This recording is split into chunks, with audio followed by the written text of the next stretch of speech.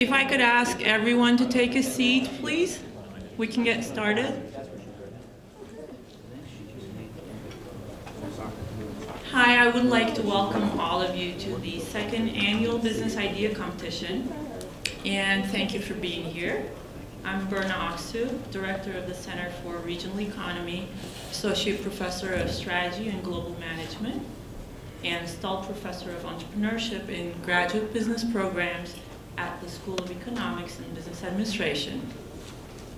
We're very excited to bring you this event tonight with some new additions. If you've been here last year, you will notice that this year we have some cash and in-kind prizes, as well as the opportunity to present at the Keiretsu Forum Angel Expo on May 2nd, as well as an audience prize, which is also new this year.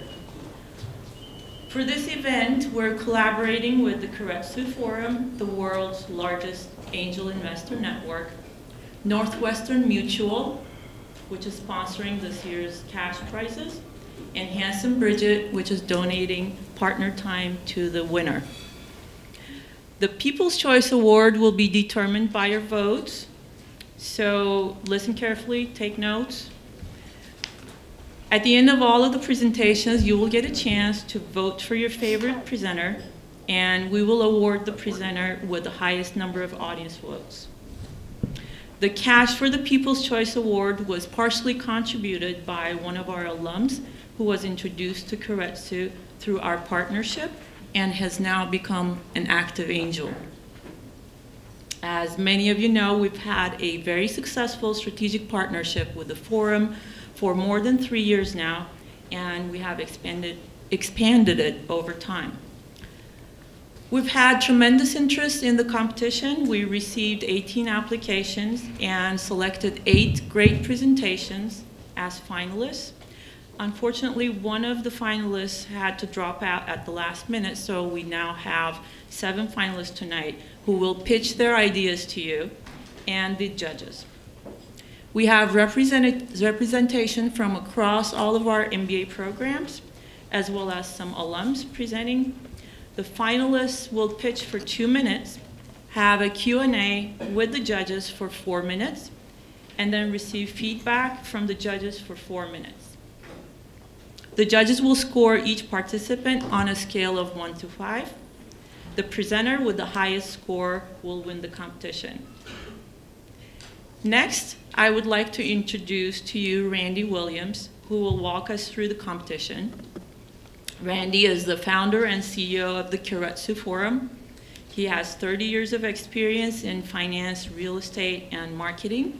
He's held over 15 board and advisory positions in various companies and founded the Keiretsu Forum in September 2000. The Forum is a global angel investor network with over 1,000 accredited investor members throughout 26 chapters on 3 continents. Last year alone, members invested in 63 deals. The members provide between $250,000 and $2 million per chapter in early stage funding for startups in technology, consumer products, healthcare, life sciences, real estate, and other segments. Besides the high quality deal flow, what sets the Forum apart from similar organizations is their outreach to nonprofits as well as educational institutions like ours. Randy is also a proud alum of our MBA programs. With that, I would like to give you the one and only Randy Williams.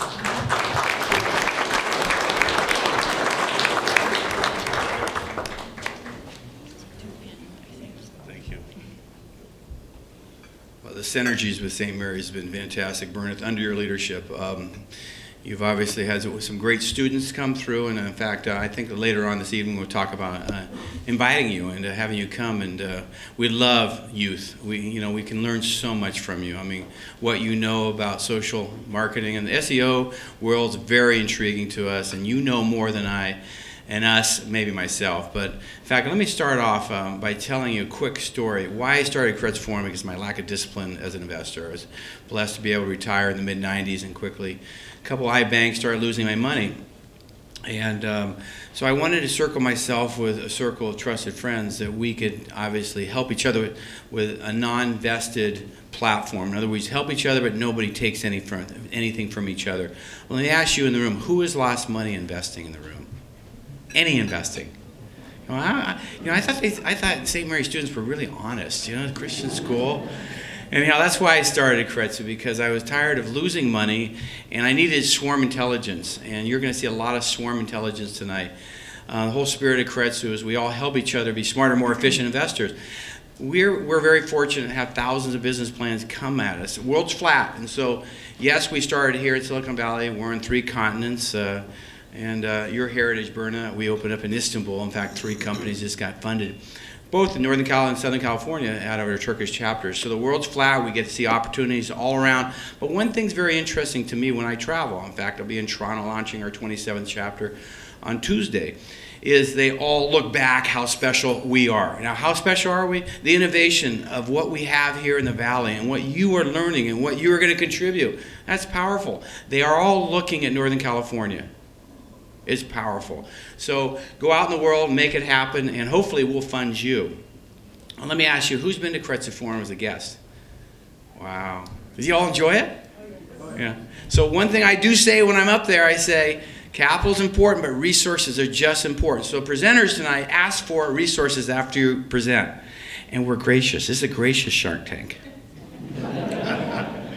A couple months ago, one of my favorite interns, and we have a lot of great interns coming from all over the map, and we have now 55 employees now worldwide, and we try to get at least 12, 15 interns each quarter coming to us from St. Mary's, Cal, Stanford. This intern was from Cal. I got my undergrad there. And he says, you guys just do a gracious Shark Tank. Well, let's do a drunk tank at SAE fraternity. So the loser had to drink a lot of beer, but it was a lot of fun. So it's not a drunk tank tonight. We're being very careful about what we imbibe. But we're going to have some fun. Are you first, by the way? No, you're not first? Who's first? That's the toughest. So why don't we do So we're very fortunate on my right to have esteemed Keiretsu Forum members. And the reason they're here because the hallmark of Keiretsu Forum, we're social bottom line investors. Yeah, we like making money, but we also like giving back. Giving back both to our communities and also giving back when we invest.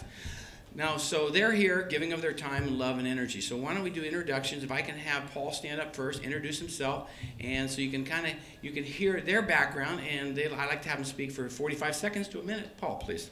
How you all doing tonight? Huh? I want to hear enthusiasm. Remember, if you guys are not enthusiastic, nobody on this panel is going to be enthusiastic. You understand? So that's how it works. My name is Paul Twombly, and I've been a proud Keiretsu member now for 4 years. A little bit about my background. I spent 40 years in technology. I started back in Boston with AT&T back in the 1960s. I usually ask the question, how many people in the room were even alive in the 1960s, right? A surprising number. Interesting. I worked for them for a couple of years, and then a partner and I got together and we started our own telecommunications business. We built that up to about $25 million, and this was back in 1971, 72. We sold that off, made some money on that, and I came to work for a company here in the Valley that doesn't exist anymore called Roam Corporation. Anybody remembers Roam? Roam was the Facebook, Google, you name it. It was that type of company. Actually, it was the first company in the world to be part of the best places to work, and we did that 5 years in a row. IBM came along and bought us out in the mid-'80s, so I ended up working for IBM for about 7 years.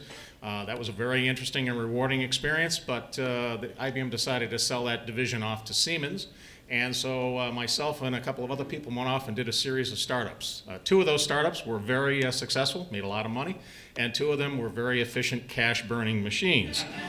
And, when Randy asked the question, about how many people have invested, how many people have lost money. If you haven't lost money, you haven't invested enough. That's the truth.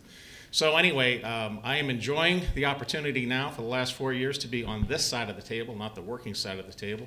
And I spend a lot of time, as Randy said, giving back. I was fortunate enough in my career to have some good mentors and some good people that helped me along.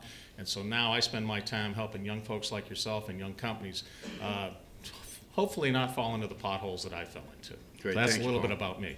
Yeah, the hallmark at Keiretsu is participation and giving back. And thank you, Paul, for being such a wonderful member, and Greg and such sage advice. Now we have Shirley. Actually, she came from the program, and she was introduced by Bernard at Keiretsu 4 years ago. Now she's Queen of Due Diligence. And as a result, one of our companies now has received capital from 16 of our chapters worldwide. It's a social bottom line investor, which is called Safara, which I invested in, and it's going to give us a 13x, right? The number keeps going up, Randy. Didn't we all hear 13x a couple of years ago when it pitched to us? Okay, Shirley. Yeah, minimum. Introduce yourself, please. Good evening. I am a retiree from Stanford University. Ooh. I was an executive senior management team leader, department head with Stanford. But the thing that you need to know is that I am a graduate from St. Mary's, though. And the best part, it was paid by Stanford. So you talk about synergy. We're always looking for synergy, right? I actually left Stanford in 2009, and it was just sort of serendipity. I actually was I was this close to applying for my PhD program here at St. Mary's in education. When I started my life eons ago, I thought I would be a math teacher. And so I thought, you know, things go around, right? And we end up in the same place. And I thought I would be an educator at the end of my life. But then along the way, Berna said, hey, you know what, there's a thing going on at Keiretsu, and maybe you might be interested in sort of kind of sitting in on that. And I actually went to one of the meetings, and the next thing I knew, I'm sitting there and I'm just fully engaged. Now, keep in mind that this was during the recession, when everything was just all negative news, all negative financial news.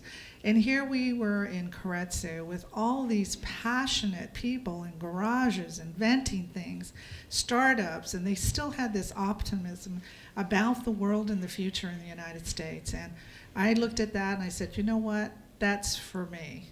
I want to be part of that. And that's how I ended up sort of in Keiretsu. And from there, you know, the rest is sort of kind of history, and I've been working specifically on doing due diligence. I have to admit that I'm probably one of the toughest due diligence team leads in the Silicon Valley. But you know what? Companies that come through me actually end up sometimes getting money. Randy talked about one in particular, just sometimes. Some people don't make it through. And the discipline of doing due diligence and getting through due diligence gives you two pieces of information. One is, where do you stand as a company? Are you ready to be funded? And the other is, if you are ready, you know, if you are ready, what are you going to do with that money? And we're going to help you figure out what you should be doing that money to add value to companies. So I owe everything to my professor, Dr. Berna Peratt. Look, she's so modest. Great, Shirley. Thank you. Thank you. Okay, Dan, thank you. I've been a wonderful member the last year and a half. He also gives back to SCORE, and he's going to tell us a little about SCORE and also yourself. Good evening, presenters and audience. I got to meet all of the presenters a few minutes ago. I went in and introduced myself, so I'm really looking forward to it. As I told you, I did my homework last night, so I read all the proposals, and I'm ready to go. I'm a 1980s St. Mary's MBA graduate, long time ago. I started out in manufacturing, and we got, the group of us that started the company got a surprise purchase offer one day in the mail, and we took it and never looked back. And since then, I've been in real estate development quite successfully, and did 10 years on Wall Street very well in the dot-com boom. And since then, I've been on the sidelines, kind of doing my own thing, managing a lot of money in portfolios, and recently, about 3 years ago, I was tired of not having enough to do, so I ran down this organization locally called SCORE, and well, they're not just a local organization, they're a national organization, and they're affiliated with the Small Business Administration. And so I got very actively involved in the East Bay chapter, and that led me to bump into the Keiretsu folks. And so a year and a half ago I joined, and I'm really happy I did. It's been a wonderful experience since then. So currently I'm the CIO of a small venture fund, and I see a lot of pitches every month and participate in a lot of events. So I'm looking forward to tonight. Great. Great. Okay, Steve, we have a lot of, obviously, success at Keiretsu Forum, a lot of gray hair, but over 360 members in Northern California. We have from every industry, from deep technology to also creating the highways around Northern California, and that's what your family's done in the Silver Gates for the last 85 years. Yeah. So I'm Steve Viger. I'm currently with a company called Pacific States Environmental Contractors, and we do a lot of environmental work, build bioenergy plants, waste energy plants, that type of thing. And we operate in the western United States, Hawaii, Guam, trying to go to Japan and Korea. And I'm maybe a little different than all of my other judges here because I've never been a real high-tech guy. I've always been on the kind of dirty boots and get out and work side with all the construction work that we do. But I started my career as a school teacher in the inner city of Louisville, Kentucky. And that was probably one of the more gratifying things I've ever done. So it just keeps coming back, and I keep wanting to give back. So I would not look at me as a judge tonight, but more as a coach and a supporter of small business and growing businesses. And we invest a little differently in my group. We try to find customers that we have and then match technologies with those customers and help commercialize that technology. So we might put a company that has a particular type of variable speed, and I can't think of what these guys call it, but I'm meeting with them tomorrow night. I'm sorry, they'll kill me if I get this wrong, but it goes into hydroelectric plants. And right now, they only spin at one speed, and if they don't spin at that speed, they don't work. They've developed one that spins at variable speeds. So what I do is I help them find a company to go to sell to. We put it in, we'll put our money in, we'll install it, and help them commercialize. So we're a little different investors. I've been with Randy for, well, you started in, what, December, October? September 2000. September, and I joined about 6 months later. So done quite a bit of work with Randy, and I have also won some and lost some in the investment world, but I'm very happy to be here. This is always a pleasure to be in front of people who are willing to put a lot on the line and show a lot of guts, if you will, to stand in front of somebody and tell their story. So I applaud all of you in advance and appreciate the opportunity to be here. Great. Eric Hanson Bridge. Hi everyone, I'm Eric Clark. I'm a partner in the corporate group with Hanson Bridget, San Francisco-based law firm. I'm the co-founder of the Walnut Creek office.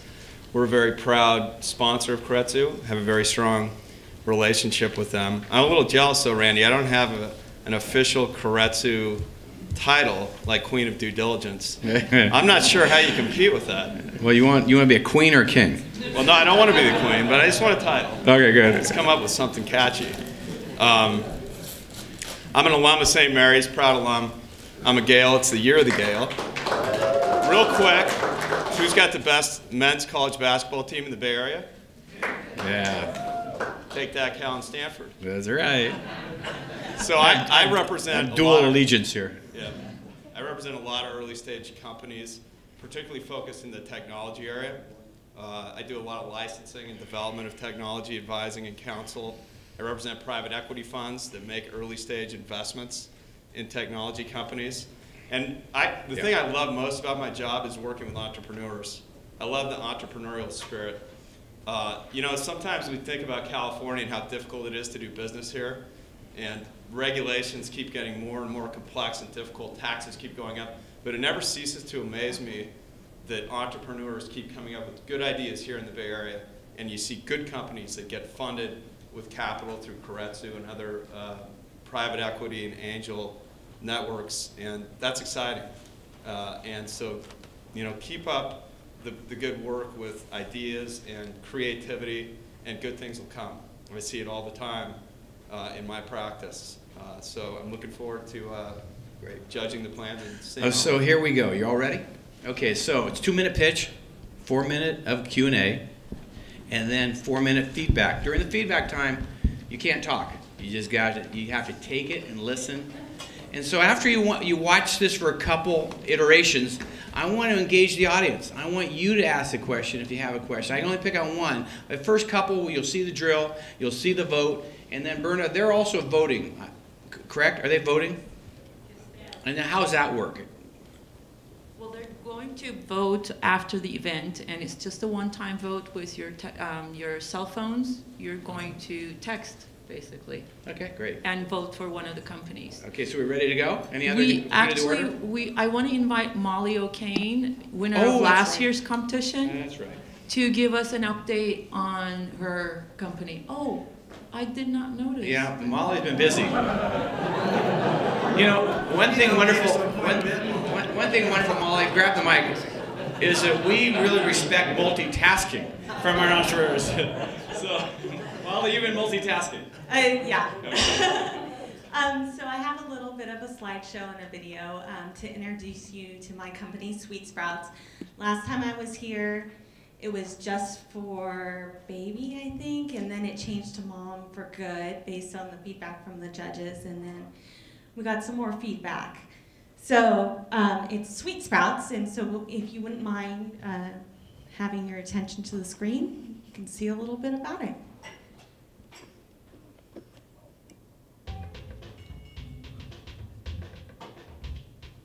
It's no secret, times are tough for many families these days.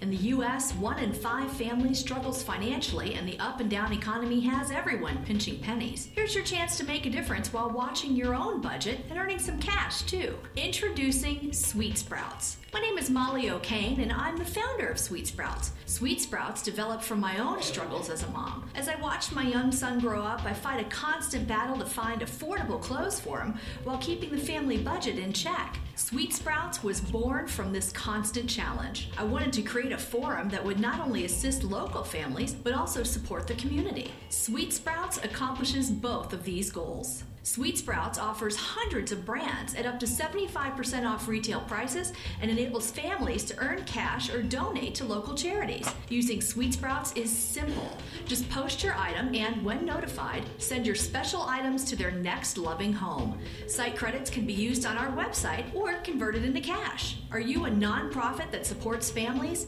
Apply online to be an approved nonprofit. It's easy. Expand your donations and develop new fundraising opportunities. Love it? Embrace your inner entrepreneur and start a store within our site. Be sure to visit us at www.sweetsprouts.com. Happy selling and happy shopping. Right on. So I was thrilled when Berna asked me to come back and speak a little bit to all of you about my experiences with the Keiretsu Forum and the idea competition.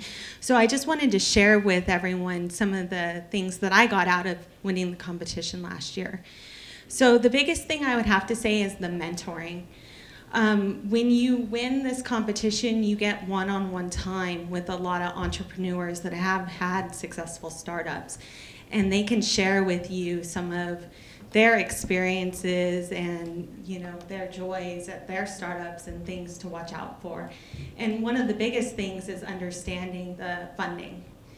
So, you know, that was a huge learning curve for me, learning about, you know, if you should take angel funding, if you shouldn't, when you should, when you shouldn't, round A and B funding. You know, there's a lot of terminology to catch up on, as well as just being around the other startups that were pitching was really useful for me.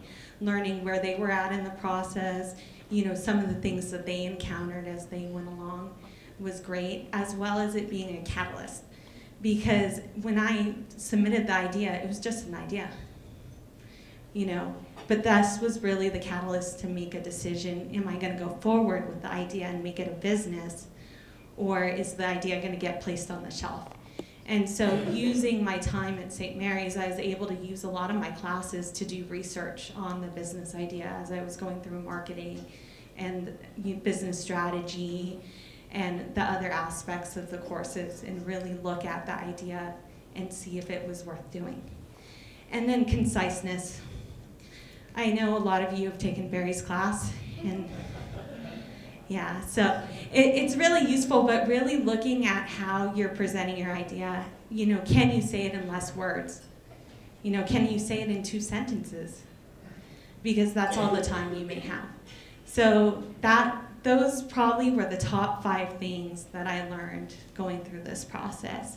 And if anyone wants to talk after, I'm more than happy to talk about the experience, or if you want to know more about the expo from the other side, I can tell you about that as well. My contact information's on the screen, so feel free to contact me, and I'll be around. Thank you. Thank you, Molly, and congratulations on the new one. You ready to go? Sure. Okay. Now, before you start, Molly, what she's talking about, the winner, is the expo. We do signature events. We do events all year long. We have 30 touch points this quarter alone. But the expo is a signature event where all our angels in Northern California gather. And we invite other angel groups. And this year it's with Microsoft down in Mountain View on May 2nd. And there's approximately about 400 of us gather, including all your STEAM panel. And again, ask for resources and capital, and you'll receive it. You're not always going to get capital, but last year we had 30 fundings in Northern California, just in our chapters here, 68 throughout the world. But a lot of the fundings are happening here. So with that, hopefully you all win. But please, floor is yours, 2 minutes. And Nick, you're the timer, and where's the timer? Right here? Okay, we're going to be pretty strict about this. And 2 minutes, and then 2 minute Q&A. You've been through the drill. And then 2 minute feedback where you just have to take it from us. Okay, floor is yours. On behalf of the St. Mary's Graduate Business Program, I'd like to welcome everyone here, especially the judges, my other fellow competitors, and the audience. I was fortunate actually to attend Keiretsu Forum and filled out the gold tickets and actually did due diligence on a couple of medical device companies as well. So my name is Gent Fideris, and today I'm talking about MuscleMax. MuscleMax is a muscle maximizer that I invented last year for my son who has cerebral palsy. And I invented it to help him walk more normally. I realized this year, however, that when he started cross country, one size does not fit all. He needs more speeds. And so the speed we had was set for walking, but not for running, not for anything else. And that's when I realized this has a much broader appeal. This is actually a product for fitness, not just for a cerebral palsy child. And so MuscleMax uses the muscle's own spark and uses that to enhance the muscle's contraction and makes you stronger, gives you stronger athletic performance. And in using this product, there's no residuals from using steroids or growth hormone. It's using your own body's impulses to make the muscles fire stronger, longer, and harder. One of the competitors is SlenderTone, and they're actually doing $100 million in business selling a product for $100 each. And what makes this product different is we're using, just like a heart's pacemaker, the muscle's impulse to fire the muscle. So I don't want muscles to just go like this or like this. I want the muscle to get stronger at the strongest point of the contraction. We're looking for $200,000. Our key hires are for a DSP engineer, digital and signal processing engineer, and for smartphone software engineers. Thank you for your time. Okay, great. Okay, so the forum also is a great story, and it was personal, and that's fantastic. If an entrepreneur is pitching, if you can give us a story, you probably all practice already, but stories are powerful. Okay, this time of Q&A. Who has first question? Steve, please. Great story and great presentation, by the way. Thanks, I thought you really hit all the key points. Very good job. My question is, how is it used in application? Do you wear it during exercise, or do you wear it for 5 minutes a day, or what's the application side? You strap it on, it uses Velcro tabs. You can put it on whichever body part you're trying to enhance. So there's not just one product, but if you're using, if you want to strengthen your arms, there's 2 for your arms, legs, calves, back, chest, and So is it in place of exercise? no, it's not in place of exercise. Just like the Europeans actually have pedal assist bicycles, you can't actually get an electronic enhancement of your bicycle riding without pedaling. This is the same thing for exercising. We're not going to turn couch potatoes into elite athletes. We're trying to get the elite athletes to become even stronger. And this is also directed to the casual athlete to make them stronger as well. Okay, Paul. So I got a couple questions. Can this be used to enhance or speed up recovery to injuries for an athlete? Yes, it can. However, if it's used as a medical device, we have to go through a 510K approval process, Right. so through the FDA, Right. which is a longer cycle. So I'm targeting the consumer market first because it's one I can get to more quickly. Okay. Listen, do you have any efficacy and/or proof of concept, and/or has it really? I mean, who's going to be the believer above me on an athlete that really uses it? Do you have any support on the medical profession side? Not yet, no. Okay, why not? Well, actually, I could have brought my son in and he could have demonstrated it for you. Right, but that's going to be a big one. That's right. And why haven't you done that? Actually, I'm going to take a video of him doing, just walking. No, but that validation is critical, don't you think, for your business? Absolutely, absolutely. Okay, and why haven't you done it? Because right now it's 1 speed. Okay. And so when he walks, it's just fine. Mhm. But if he does anything else, it So you see the That's proof of obvious. concept, but now, if you want to obviously market it and execute on it, you have to show the world. And that's obviously the validation of the medical profession. Mhm. Is that yes or no? That's a yes. Okay, Yes. other questions? Okay. Okay, Shirley. I have 2 questions. One was, do you think 200K is sufficient for this product development phase? It sounds like you could probably use a little more money for that aspect of it. That's a very good question. Actually, in my previous life, I was actually president and CEO of CareSide Medical, which was a manufacturer of medical devices. We actually made blood chemistry analyzers. And the 2 key features here are digital signal processing and software development. And in the medical device, we actually rewrote 600,000 lines of code for less than $1 million. So I'm confident that a small amount of money used effectively can finish the project. And the second question is, for you that are under 21, close your ears. Looking at another market, is this something that would be valuable for couple enhancement? This is not going to count on your time, by the way. Please elaborate. Next 10 minutes. Okay, we got to watch the time here. Yeah, the answer is yes or no. I defer. Okay, good. Great answer. Okay, Eric, we got 25 seconds. Please. If it's sold on television, it's got to be a 90-day product or 90-day warranty. But like any new product, 1 year is normally acceptable. Can you create revenue through the service model after the warranty period expires? That's actually a good point. I was looking actually on follow-on products as being the growth aspect of the business. Start with the arms, move on to other products. The point I make is, I think you should check your name because I'm 99% sure that it's somebody else. Okay, we're ready for feedback. Now, you have to stay there. You can relax, but now you get some feedback. Now, hopefully, you brought somebody with you who can write all this thing down because you're going to get a lot of very constructive, gracious feedback. Okay, I would like to see in a product demonstration. I'd like to see in a video and/or your son or somebody else to actually, show me, because I don't see it yet. Think, hello, I don't see it. I don't feel it.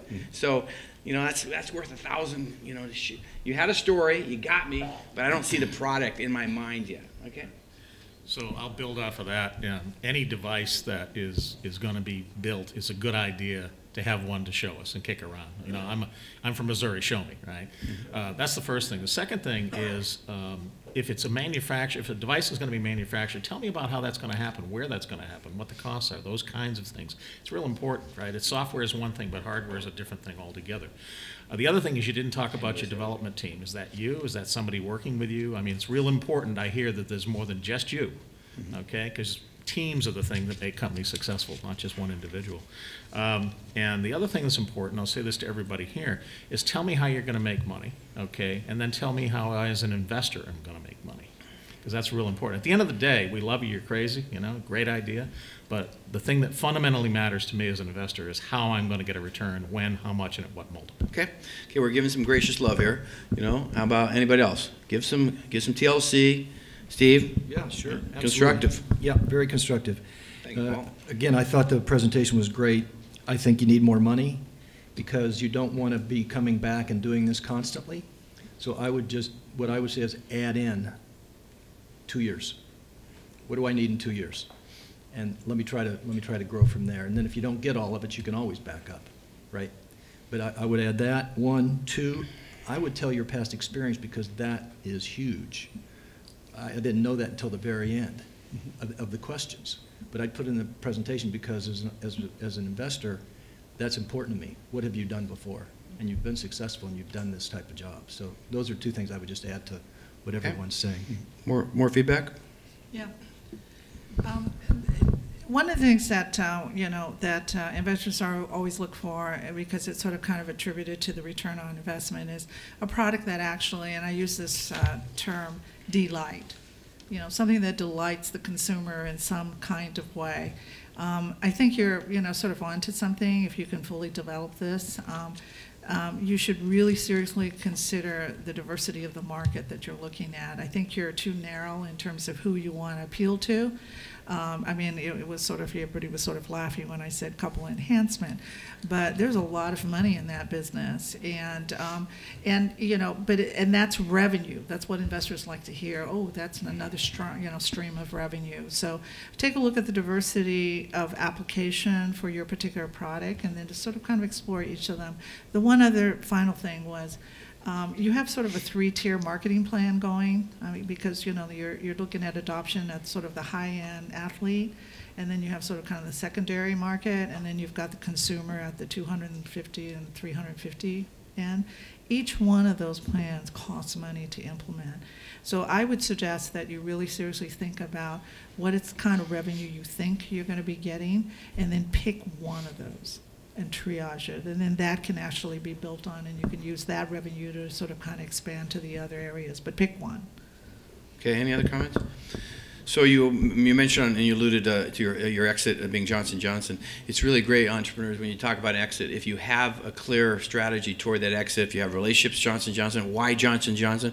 Will they be your distribution channel partner? I mean, are they going to be, and why are they going to acquire you, when they're going to acquire you? It's great when entrepreneurs really knows who's going to acquire them, acquire you, but more importantly, what's going to do to your company, and obviously move toward, obviously, distribution. Anything else before we vote? Okay, Paul. Yeah, one last thing is that based on all the feedback and everything you've heard, the one thing too you need to be telling us all about is how you're going to go capture the market and how you're going to make the sales happen. Because nothing happens till you make a sale, right? I mean, 2 things that are required in a company, especially a technology company, which is you've got to have a really, pardon the expression, a kick-ass engineering group, and you've got to have a kick-ass sales group. And you can basically outsource everything else. But if you don't have those 2 things, it's like an athlete. You can't run on one leg. So just a little feedback. Okay, here you can sit down. Thank you so much. So everybody Wednesday, but we have to vote, right, Berna? And the vote is 1 to 5, and obviously 5 is the top score, and then 1 isn't. And there's going to be a winner, and there's going to be, obviously, are you ready to go? You're recording this? Okay, 1, 2, 3.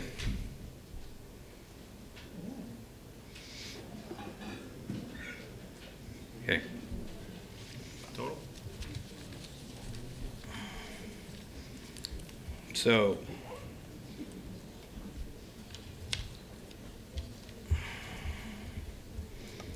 okay, and then you'll do the math later. Okay, Ganesh? Okay. Good evening. Good evening. Have you had a glass of wine yet? Not yet. We haven't either. Thank you, Wayne. And Wayne, you're going to have to introduce yourself later, because thank you so much for your support of St. Mary's and supporting, obviously, this event tonight. So you're going to come up later? Yes. And then we'll drink more wine then. Okay, Ganesh, the floor is yours. Good evening. My name is Ganesh, and I'm from Globridge Ventures. Ladies and gentlemen, imagine a product that's derived from seaweed. Imagine a product that is from the naturally developed ocean, which provides a sustainable living for the communities in the coastal region in India. Imagine a product with zero carbon footprint. Imagine a product with unlimited supply and can generate a high rate of return. Now, Globridge is real. Globridge is going to focus on marketing and distributing this organic, nutritional ingredient as an input source to the agriculture and cattle and dairy farmers, such as Foster Farms, Tyson Foods, and Harris Ranch. Globridge is already into trials with some of the large dairy farms in Northern California.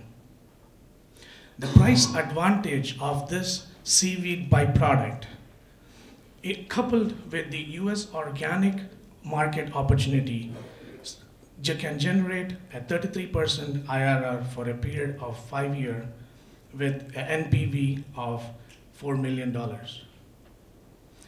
Ladies and gentlemen, the competition here is very limited. The supplier has complete license to this patented technology and provides a substantial cost advantage. The competitors suffer a very high price advantage and a nutrient value disadvantage. This creates a high barrier entry for our competitors. Our company is valued at $6 million. We are here to seek $1.2 million at a 20% of the company. Our strategy is to move into other agri and food businesses and eventually buy out by one of the large organic distributors. Ladies and gentlemen, we are here to seek your $1.2 million and your key contacts in the industry in this space. Thank you for your time. Great. Okay, you briefly mentioned IP, intellectual property, so defend that. So tell us your differentiator and what IP do you have that your competition may or may not have?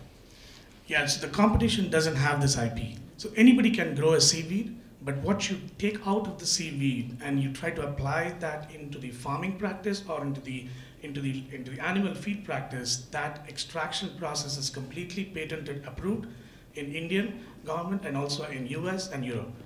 And recently this product has been patent approved for human consumption, and that's currently being developed. Okay. Questions? So you have world patents and US patents both? Yes. Okay, and is the distillation of the seaweed that's unique to get it to this particular feedstock environment? Right. Correct. Okay, Shirley? It's owned by Indian, one of the Indian government agency. I think they're the patent holder for this. How does that fit into your company? How do you have access to it? Do you have a contract? Are you licensing it? How are you? Yeah, the supplier is also part of this company. They have invested in this company, so we are the sole marketing and distribution for our supplier. So our supplier has licensed this patent from the patent holder. And they are the sole licensee of the patent holder. Paul? So I have a couple questions. How will you grow and harvest the seaweed, and where will this occur? That's my first question. So this specific species of seaweed, which is Kappa ficus alvarezi, is grown in any tropical region in Asian continent. And currently it's being grown in the coastal regions of India. And it's grown by the fishermen who knows how to harvest and cultivate, and the best practices are given by these patent holders. And it's also can be grown in any region which is with a certain temperature of the sea or the water. Is it your intent to market the seaweed or sell the seaweed, that feed that comes from it? Are you going to sell that in India, or are you going to sell that in the U.S.? It's going to sell that in U.S. That's we are the marketing and the distribution to get that into U.S. Okay, so you're going to be up against some very, very huge companies, right? Purina, and I mean the list, ConAgra, the list goes on and on and on. How are you going to establish what I will call your unfair competitive advantage against companies of that size that have that kind of reach and that kind of funding? So they are not a true direct competitors to us. We actually provide as an ingredient to their products that they deliver. So those are actually going to be your customers? Customers, correct. Okay. How do you deal with the pollution issue with seaweed? In doing some research last night, seaweed is an attractor of heavy metals and things like this. So how do you filter that out or take that into consideration in your process? It's a very good question. I think in our knowledge, in terms of how we develop the seaweed, the water is completely tested in terms of any corrosions or any other metals that's actually resides in the water which can get fed into the seaweed. So we make sure that the seaweed is grown in an area which doesn't have all this corrosion, so it doesn't get mixed into it. And also when we try to extract it, we remove all the whole manufacturing process goes through a cleaning process, which actually removes any foreign materials and bodies, and make sure the product is going through the grinding process, the wetting process, the meshing process, and every batch that comes out of it goes through a testing to make sure it doesn't have those components in it, like ash and minerals and yeah. What exactly is the cost savings advantage to the end user, say, per head of cattle? Great question. From our research, we actually see anywhere between 50% to 75% is the savings to the farmers, because the product has a very low cost advantage because of our patent and we develop it. At the same time, it produces 2 to 3x of the nutritional value of any other competition that's out there. Okay, now we go into Q&A, but we're going to take 30 seconds here. I want to make a quick announcement. Berna brought this to my attention, that none of the presenters are allowed to bring any visuals or PowerPoint. So going back to Jen, so when we said that to you, we did not know that. So I'm going to change my vote 1 point up. And if anybody else that got affected by the fact there's no visuals, because I wanted seaweed for this presentation. I can show you after the. I have in my car, so I can show you the product. Anybody wants to change or modify their vote, 1 point for Shirley. Okay, it's just good to the order and decorum. Okay, now we're ready. Please continue. Q&A or feedback time. Excuse me. 4 minutes of feedback, please. So let me kick it off. I got a couple of items that I think you need to talk about. First and foremost, you didn't talk to me at all about your team. You just talked about your product. And one thing that you need to understand, and everybody here should understand, is that as an investor, the first thing I invest in is the people, right? The product is interesting, the market is interesting, but if I don't like the person or I don't connect with the person, there's never going to be a check written. So tell me about your team and why you have the skills, background, and so forth to make this happen. That's number one.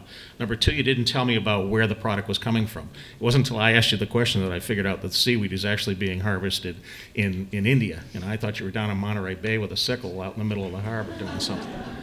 Okay? And you need to tell me, again, the question I asked, what is your unfair, sustainable competitive advantage? That's really key. Because it isn't just about the product you sell today. I want to know what you're going to be selling tomorrow and the next year and 2 years from now and why you're going to be ahead of everybody. And you didn't tell me who your customers were until I asked the question. It's real important that I understand if you've got a product you're going to be selling out to the feed business, if you will, the agricultural business, who are you selling it to? It's real important I understand and know that. Thank you, Paul. And you have somebody recording these comments? Yes. Okay, wonderful. I know they're recording, but for you, an entrepreneur, there's a very valid and very important comment. But you know those, but converse is never enough time. Okay, other comments, please, Steve. I think this is a really good point for everybody as you present tonight. Your customers are also people that could take you out of this and give you a 20x. So it's really important for everybody to know who those customers are. Yeah. So that's really key. And who's growing it? I get the idea that there's just one person in India out there harvesting. Okay, Steve, this is all feedback, no questions. Yeah, okay. I know. Then I would drill down much deeper on what's your real, I'll call it, growth pattern or plan and who's doing it. Okay. Sorry. Hey, Eric. Yeah, sorry. Here comes IP question. Yeah. So no, comment. Not a question, a comment. If I understood your answer to Shirley's question correctly, you do not own the IP, but you have an exclusive license? Yes. Very difficult to raise $1 million too if you don't own the IP. Okay, other comments? Lawyers do not like that. Thank you, Eric. One of the difficulties in the kind of business that you're in is this, we call it kind of a flow-through business, which means that you really don't have any control over the supplier. You're dependent on somebody else. You don't have control over the IP, which makes it even more difficult. Trying to raise $1.2 million essentially to advance your services as a middleman, that makes it sort of not sort of a proposition that a lot of investors would be interested in. I would try to figure out a way where you can actually be a partner with the supplier or with the person who owns the IP. That would be a much a stronger model for investors to sort of kind of be interested. I just don't see, you know, investors investing in the middleman, the flow-through company. Okay. Any other feedback? Okay. I like the jockey. I like what I heard, but I wanted more. And in 2 minutes, it's hard to obviously garner that. But again, ask for resources. I think you got to a place where you're going to ask, but please ask for resources. All the entrepreneurs tonight, ask of us because we're here to give. So we're ready to vote. Any other comments? Okay. All right. 1, 2, 3. Look at the heads turn. All the heads are doing. Yeah. All right. Thank you so much. Thank you very much.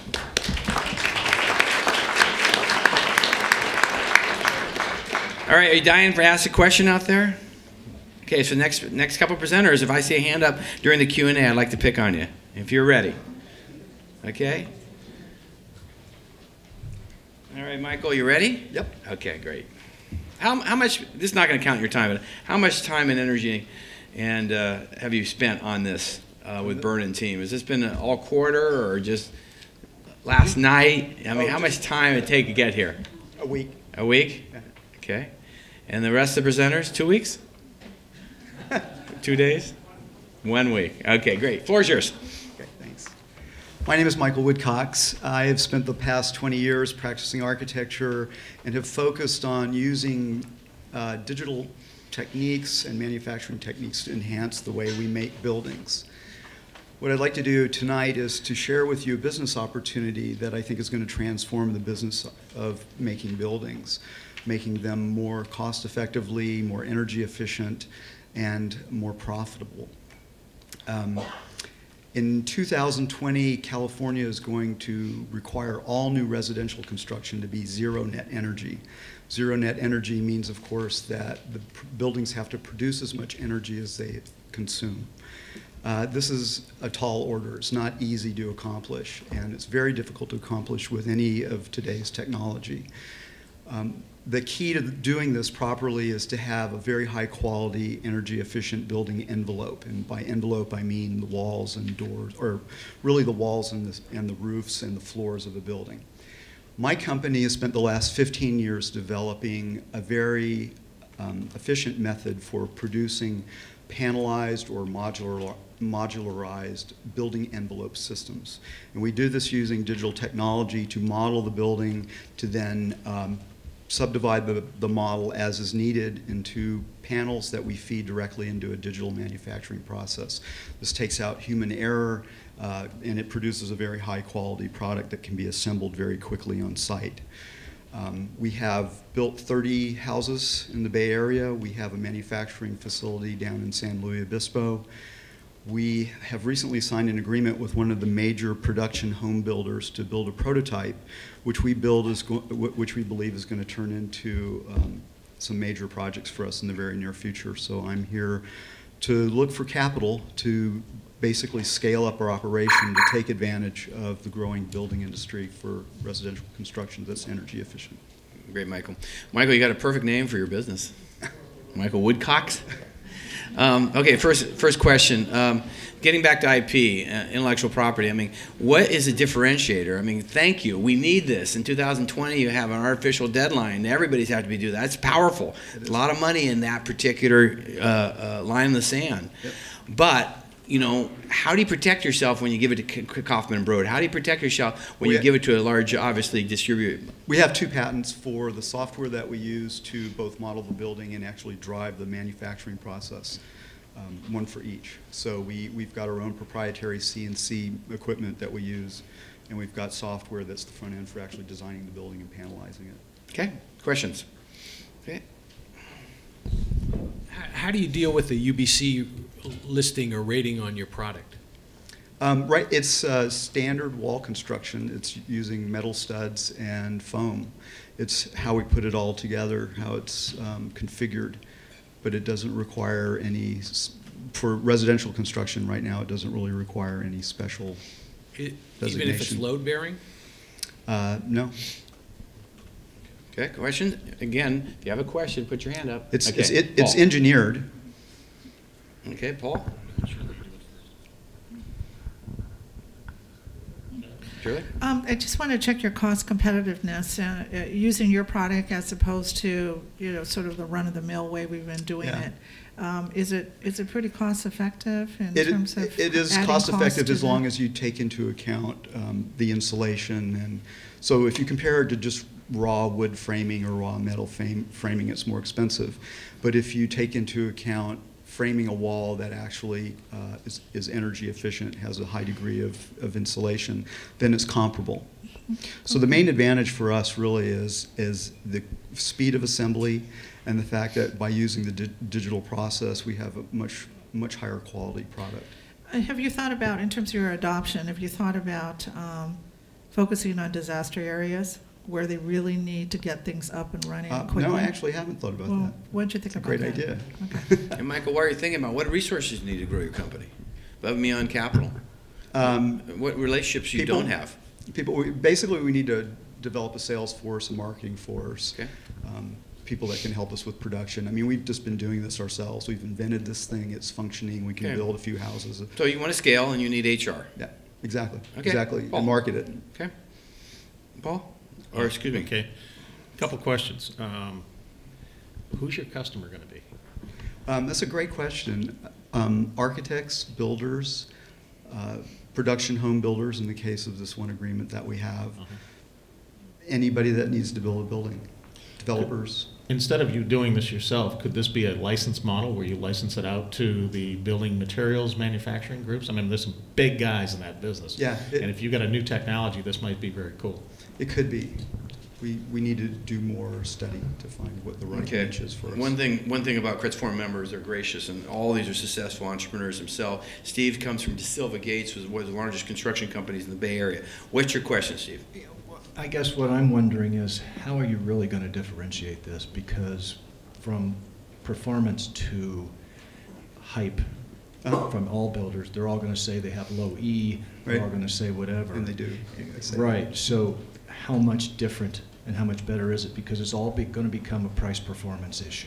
Right, so the real, it's subtle, but the real advantage that we have is we have this digital process that really makes the whole process much more efficient and much less error prone. And it's a transition that the entire industry is beginning to go through where they model everything first. They basically build the building before they build it, so they know how everything goes together. And so we route all of our utilities through the foam by routing it all out from the digital model, and it just will work. Wayne, do you have a question? Okay, yeah. Well, no, I want to engage you, and so let's get feedback going. Why don't we start with Wayne? I like the idea, Michael, but you didn't ask for the money until 6 seconds were left. And I love the idea of the story, but you didn't have a clear path of what you need the money for. Everybody needs capital. You should I know you're something like that. And you have capital, you're ready to build out a sales force, and you do more market research. In fact, you've been at 15 years, a little bit of a red flag. Thank you. And this is not time for you to respond, but afterwards he's going to give you a check, by the way. He really liked it. Okay, feedback time. Okay, Paul? So, again, a couple things, and again, I'll say this to you, but say it to everybody else as well. You got to tell us who your customer is. That's very, very important, because I don't get an understanding of what the business is going to be until I actually understand who's going to pay you for what you're building. Very, very key. Second thing is you didn't talk about your team. Obviously, you've been in business for quite a while. Knowing a little bit about you and who you've got on staff and what they're capable of is very important to me as an investor.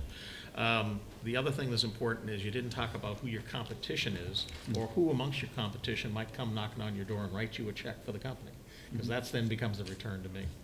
And the other piece of feedback is that when you do your presentation, be flexible in terms of your business and what it can become. Don't be pigeonhole yourself and we're going to build this. That's the reason I asked the licensing question. Yeah. Licensing is powerful because that's your scalable instrument. Sometimes instead of HR, you can license, but you got to protect that, and that's why the IP keeps coming up more and more. Intellectual property, how do you protect it, and then scale it through licensing is powerful. Eric. Yeah, so I didn't get to ask the question I wanted to ask, so I'll just present it in terms of feedback. But I do agree that the licensing model is powerful. It enables you to maximize profit margin, and what I wanted to learn more about was what your revenue model was. What's your profitability per square foot, for example, if you're licensing to another builder? How are you going to use the software to create a revenue model around the software if you license it to someone else to use it? Right. Can I respond? I thought you did a really good job. It's a really tough market. Yeah, and I would be glad to sit down with you off camera and talk it through, because we deal with all the Fortune 500 builders. And I've seen this technology in low E windows, and I've dealt with there were two very prolific builders here in California that just did modular homes, and their claims were very similar. Right. But I would offer to be able to sit down and maybe It'd be great to get your feedback. help. Help you. Can't talk. But you can nod your head. Are you a veteran? No, are you a veteran? Okay, because he does a lot of great work with veterans coming back from war and supporting them. Okay, other comments? Okay, Shirley. I like your product. I think it has a lot of potential. I think you did address a lot of the possible revenues and the buyers that are out there. I really would encourage you to take a look at disaster areas. It's a good way to kind of get into the market. People are desperate to get up and running. It's also a great marketing tag. You know, we help rebuild New Jersey. You know, those are really wonderful marketing tools for down the road. One of the things I like to emphasize to students in particular, because you're sort of at the beginning of your careers, is there is really a good way to make money. Doing good does sometimes actually result in profit. And it's always wonderful to sort of try to build that kind of synergy, and I commend that to you. Paul is absolutely right. Investors are very interested in what is your exit strategy. Are you proposing to sell this at some point in time? Investors are not real fond of what we call legacy businesses, you know, where we're here to sort of kind of give you a perpetual job, you know, indefinitely. We like to know that when you start this proposition with our money, that you're going to actually eventually exit at some point, and we're going to get a real healthy return on it. Yeah, valid comment. As angel investors, we need an exit because this is where we risk and we win when you exit. But there's other sources of capital if you don't want angel capital, which is obviously bank financing, etc. Great job. Ready to vote, team? Okay, 1, 2, 3.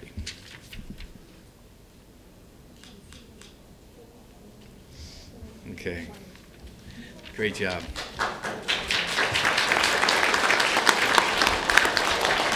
So at Kretsu Forum, we bet on the jockey a lot, and one thing that underscores our community is gracious and humble. And Berna, obviously all your presenters have a thirst of knowledge. That's why they're here, but they're also humble. And that goes a long way, angel investors, because what happens when someone pitches to us, and we're gonna go off in 30 seconds here, so get ready, is that, when we look at the jockey, we know it's going to change a week from now. The business plan is going to change a month from now. Are you resilient for that change?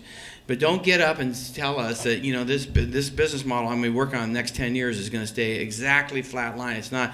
The world's like this, especially even more so today. So be resilient and also be flexible. Okay, you ready to go? So we have two presenters. Well, my name is Tara, this is Jenna, and Jenna's going to be here and help us with the question and answers, but she's my business partner. I would like to tell you today about a company called VinoSpark, but first of all, I'd like to ask you, have you ever gone to a grocery store and looked at the aisles and aisles of wine and felt a little overwhelmed? For my wine lovers out there, take yourself back to a time when you didn't know that much about wine.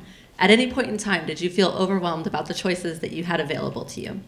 What we are trying to do is we are trying to solve that problem for young and inspiring wine drinkers.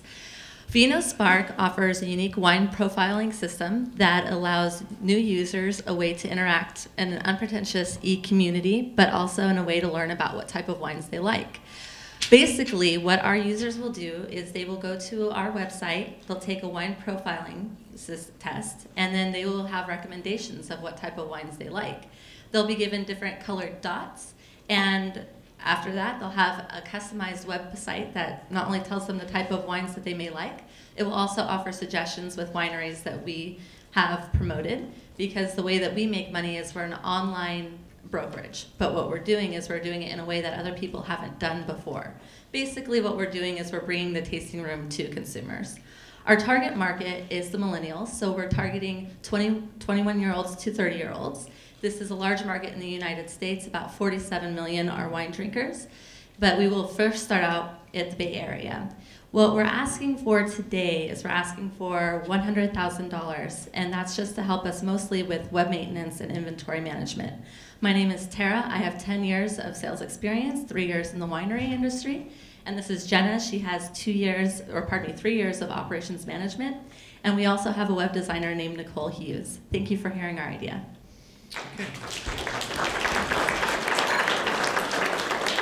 Okay, judges, I'm naive. How do they monetize? Did you get that? Okay, I didn't get that either. So how do you monetize? How do you make money? Well, we make money through 2 real revenue streams. One is through the actual e-brokerage. So you go and you take our wine profile, and then you get your specific dot or profile, what type of wine you'd like. We have an availability of those types of wines through our sponsored wineries that you can buy. We also have a membership service, which is also how a lot of wineries themselves make their revenue, is through a recurring membership where they'll get featured wines from our featured wineries. Our wineries also, we specialize in small boutique wineries that are hard to get. Okay, obviously all these companies pre-revenue, but have you tested this out? Have you sensed the consumer will love this? Well, I would like to say that I'm part of the target consumer. I know that sounds a little cheesy, but I don't know anything about wine. I would love to know about wine. And last year when we came here and presented our idea about a wine brokerage, when we started doing our research, I realized that I knew nothing about wine. And what I would like to do is do it in a way that I don't have to shy away in the tasting rooms when the taster or the attendants are like, wait, you don't know what that means? You don't know how that is? What we want to do is want to bring that experience to the consumer. Okay, Eric. So I've been overwhelmed at the market in the wine aisle. So I go to your website, which I like, and personalize and get my color, my dot. How does that translate to helping me at the grocery, at Safeway? This is an interactive website. It's where you can also learn. But another thing that we're doing is we're going to create a mobile app so that it's something that you can take with you. And it won't necessarily say the brand names that like it would on our suggestions on our website, but it will tell you if, for example, you have a red dot, you like dry white wine. So in that case, pardon me, dry red wine, it will tell you the different types of wines that you may like. And then we'll also have food pairings and things like that. But the supermarket doesn't participate and collaborate with you. And not at this point, but it is something we'd like to look into. Okay, Paul. So I'm going to ask the audience a question. How many people in this room have one of these? Okay, so you need to have a mobile app out the door because every millennial in this room is carrying one of these. So the question is, when will you have your mobile app? Well, the web... Brief answers because we want to get around, so... The web developer we're working with also is very... 3 months, 6 months. As soon as we launch the website, we'd like to have the mobile app simultaneous. So when will that be? 3 months. Okay, thank you. Okay, Steve. Well, yeah, that was kind of my question, but the wineries participate, so they pay you on a sales basis, or did they pay you? No, again, we're working as a true brokerage. So part of our efforts will be developing relationships with wineries. And again, we're not talking Napa per se, but we are talking about Oregon, Washington, Paso Robles, areas that are going to be more in our price point. But what we do is we broker their wine for them. So we buy wine at wholesale prices, and we sell it at higher prices. Okay, why don't you stand up and ask? Do a shout out.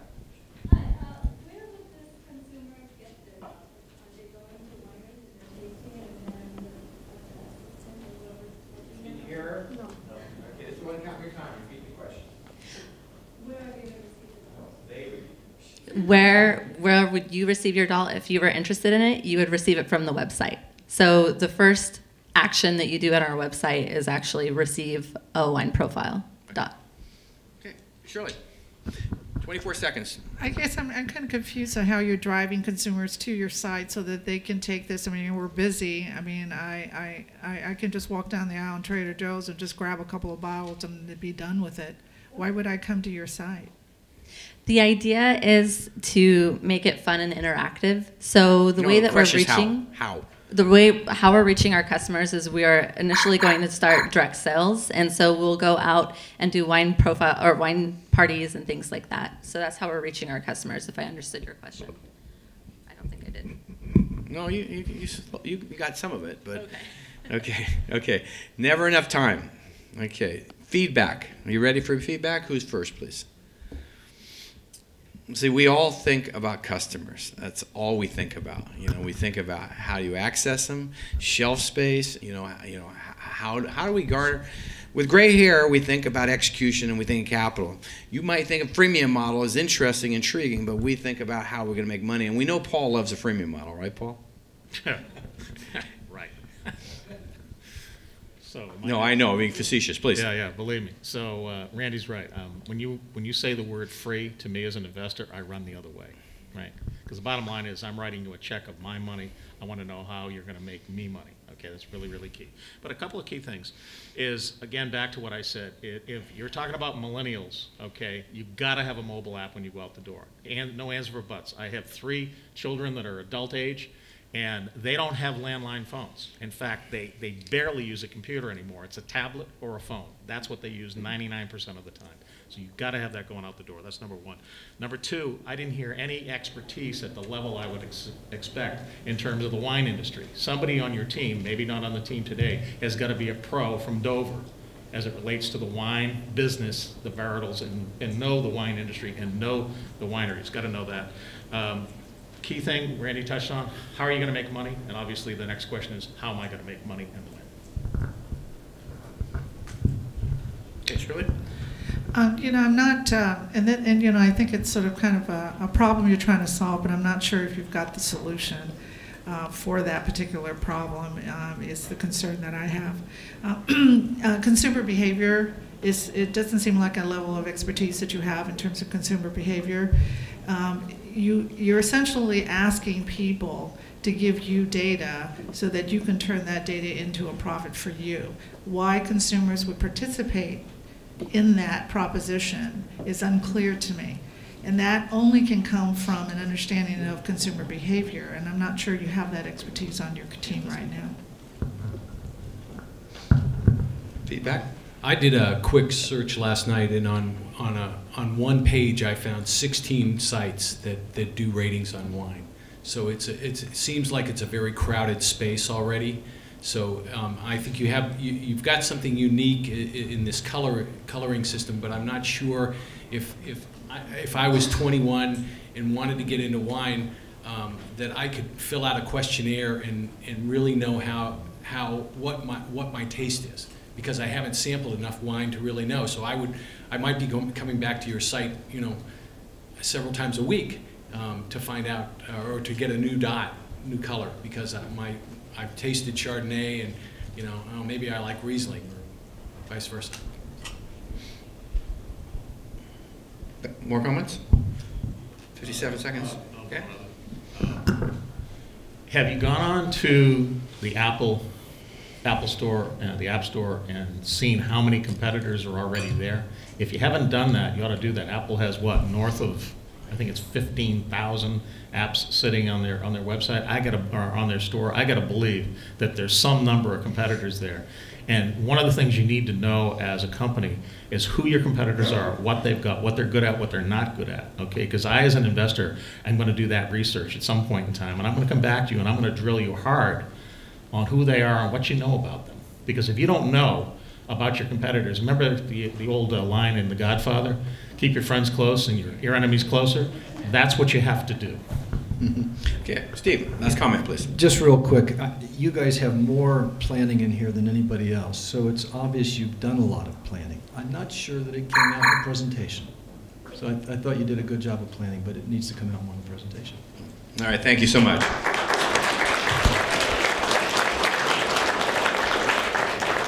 All right, ready to vote? 1, 2, 3.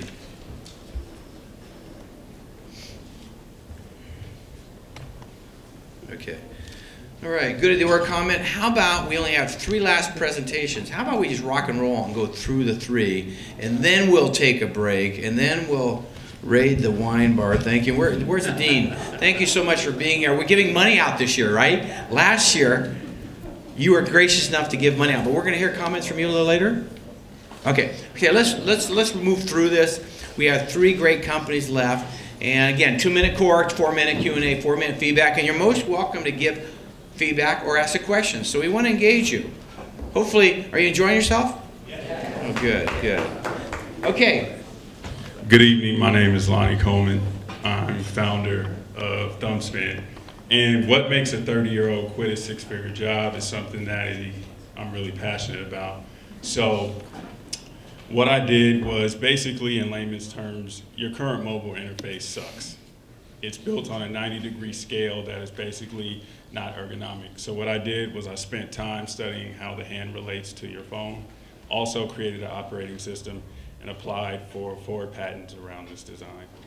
Currently, I'm seeking $250,000. With this money, we will basically scale up our existing prototype, which will be done at midnight tonight. In Hyderabad, we're focusing on diabetic research, or how this platform helps diabetics. And our current team consists of Yahoo, Hogan and Lovells legal team, who is handling all of our IP filing, and Emergent Technologies, and a gentleman by the name of Ron Laurie from Inflection. The way that we're going to make money is we're going to license this technology to different mobile carriers that want to differentiate themselves from the market. We also created non-invasive marketing techniques, brand hosting, brand solicitation, and also data analytics. The way that this concept works is basically there's 1.2 million apps, okay? Of these 1.2 million, statistics show that 10% of individuals actually utilize the app after the 10th time. We create a visual platform, a mobile gateway that allows a portal for the user's information. And that's basically it. Okay, questions? Who's first? Do you all know what he does? Yeah. No. Not pretty. Yeah, I'm not quite sure. I don't really get it yet. So you're gonna have to really tell us who gets it. Okay. Okay. We're gonna ask you questions, so we'll get it. Okay, so I'll be the guinea pig. I'll ask the question. I'm your 85-year-old grandmother. Tell me what you do and why it's important. So currently what we are going to do is the diabetic, currently the platform that we have developed, diabetic basically does not want to access 5 or 6 different apps. It's not efficient. So we reduce the amount of clicks by creating a visual vertical and creating the mythical app within an app feature. So that way, the diabetic basically clicks on an icon and gets the relevant information that they use. What we're radically trying to do is basically eliminate the need to download apps. And we are a user interface. I don't want to give out what the user interface is because it's patented and I don't want everybody to take it per se. But do you have a question out there? Okay. Yes. Please stand up and do a sheet. I'm not tech savvy at all, and you're saying diabetic, and I'm understanding like diabetes, like the disease, but I don't know what diabetic is, so maybe that's why I'm not understanding. But okay. I still have no idea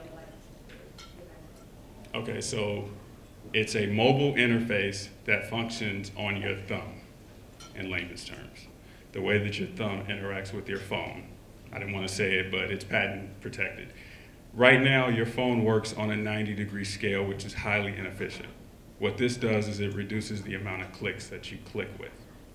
So as your thumb rotates like that, that is the accurate way to rotate your thumb. Okay, got it. But I don't think the vernacular diabetic. That is a vertical that you can use to show how this is working. This is what we're using through diabetes management. Right now, the current diabetic has to monitor their insulin. They have to monitor whether or not their nutrition. We're creating a vertical. Okay, good. So now I'm really into it. So why wouldn't you position this more as anyone could use it, regardless of thumb clicks, and it'll integrate if I'm in sports medicine or I'm in education or I'm wherever. You've got, it seems to me, a wealth of verticals that you could be directing this at. and make it a part of where you are. You've chosen, I'm not sure what you've chosen yet, so I'll let you tell me a little. So what have you chosen? Sorry, within the presentation, what we're using right now to show proof of concept and what we're creating, which will be done at noon, is to show within, there's travel vertical, we also created a IP around a vehicular or a steering wheel. So what we're doing is to show the proof of concept. I use diabetes because diabetes and healthcare management is one of the biggest things. So to show this proof of concept, because we filed separate IPs in every single vertical that we've created. Yeah, we're still on questions. Are we missing anything out there? Okay, please, question. Okay, the question is, does it work with other fingers? What I've studied is that your interphalangeal joint, as it interacts with your thumb, is the most easiest way to hold the phone in your hand. So as you move the phone with your hand, you can have a cup of coffee. We also reduce and eliminate the need, which is patent protected right now, is eliminate the need to use the home button. Right now, you download an app, you interact with that app, you have to click the home button to go out. We eliminate all of that. We eliminate the need for you to have your home button or anything currently. So what are you using, how many apps can you have in the app? Can you aggregate? It's based on the amount of apps that you use per se. The software goes out and it says these are the apps that you use, but what we're radically trying to do is eliminate the need for apps because I believe that the space is crowded and that there's a better way. Okay, we got 1 second, quick. Quick.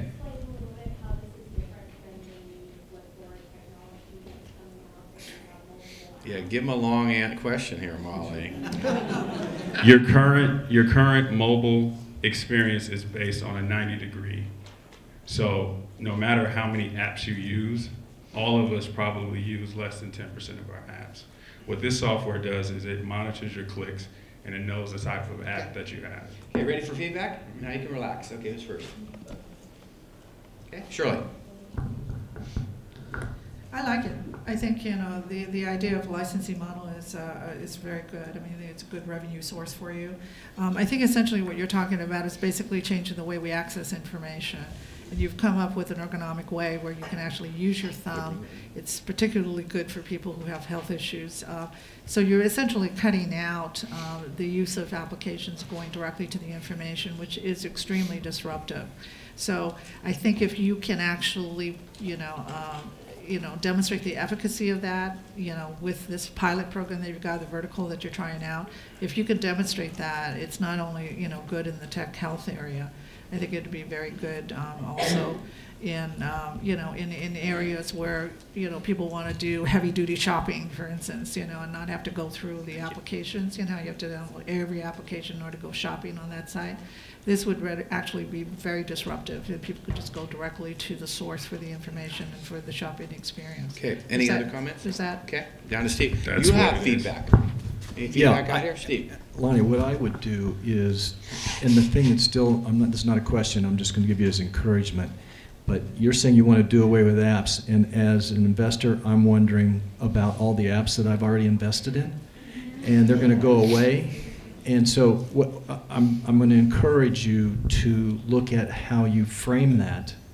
And because I'm just thinking, I've got an app and I want to look at this news, or I've got an app and I want to do Flipboard or whatever, and are all those going to go away? And how's your app or how's your technology going to know what I want to look at or not? I would just build that into the presentation. I did an excellent job and it's exciting. Thank you. Okay, other comments? Yeah, I got one. Actually got a couple. You need to be clear in your presentation who your customer is going to be, right? Who's the person or group of people, company, whatever, is going to be the person who's going to buy this or license this. I didn't hear that come through. Yeah, and I didn't hear how you're going to get traction in the market. It's really important. The fact that you got an interesting app and a different way of doing it, I think that's exciting. I really do, because the phones we have today were something that, frankly, were designed back 30 years ago, and they really were. And the human interface was designed 30 years ago. You didn't talk about your team other than you've got developers in Hyderabad. That's interesting. You need to know more about the team. And two other things that I think are important. The fastest growing market today in mobile devices is tablets.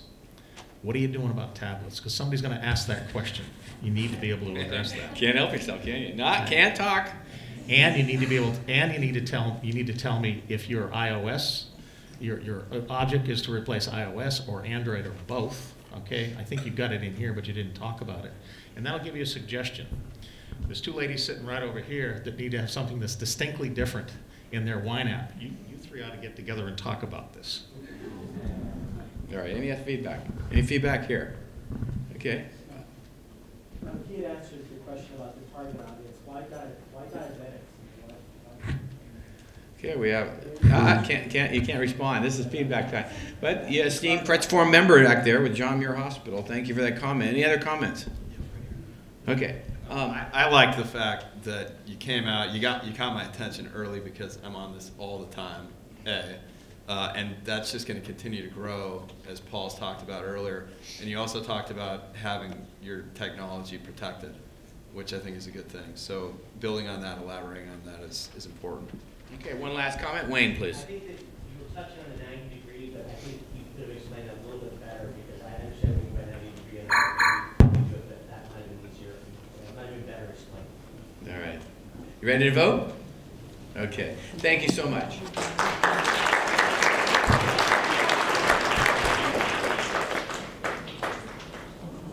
Okay. Also, Berna, you probably spent, obviously a good week or more with the entrepreneurs. It's really critically important they know their target audience, and they need to think and know how we think. So whenever I was with the governor today, and he sat down next to me, and he's obviously running around the state. The first thing he asked the table we were at before he got up and spoke, he says, okay, to his sidekick, he had many handlers around. He says, "Tell me about the audience. What do they want to hear? Who are they?" And and he got it down, and he spoke right to us. So that's a theme for entrepreneurs. Know who you're talking to. Okay, you ready to go? Yeah. Okay, floor is yours. Good evening.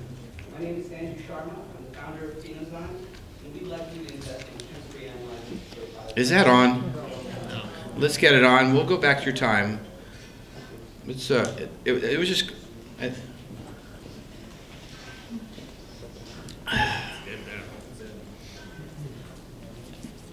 It's really a trick, get more time. I've seen this trick before. I've seen this. I want to invest in you. When in doubt, use the one with the wire. Testing.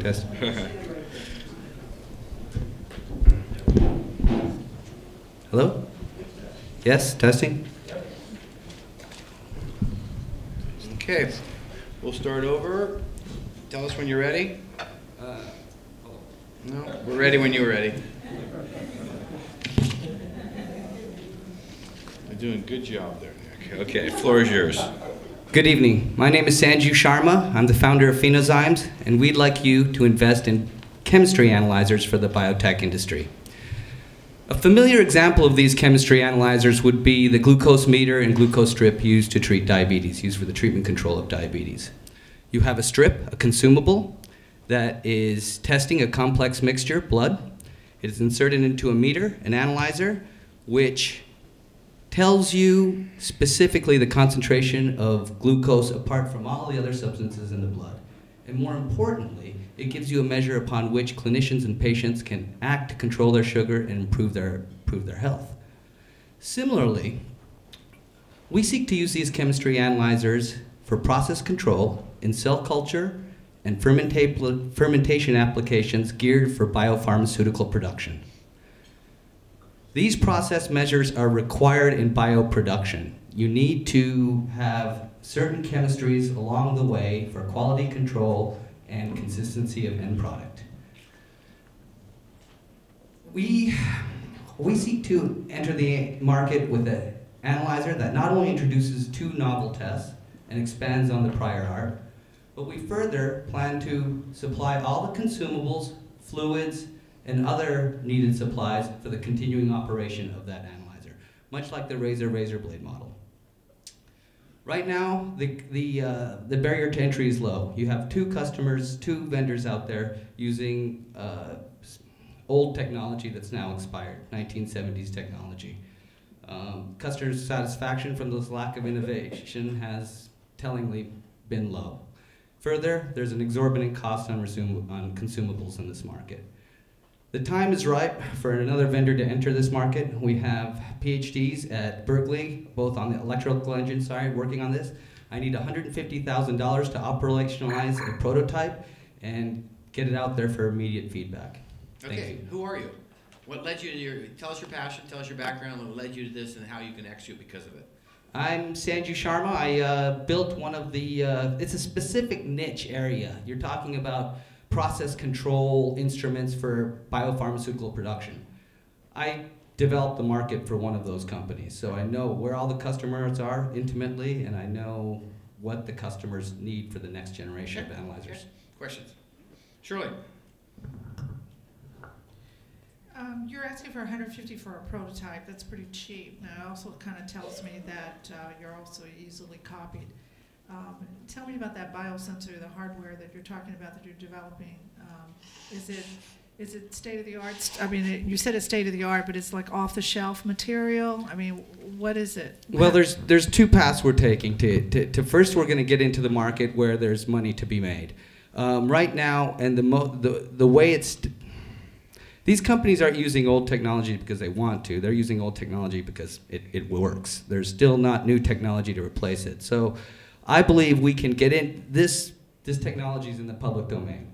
What we offer is there's a battery of tests that they need for process control daily, that they have to take it to the sampler and analyze it and get a battery of chemistry tests. This has to happen for any FDA-approved drug, for any research.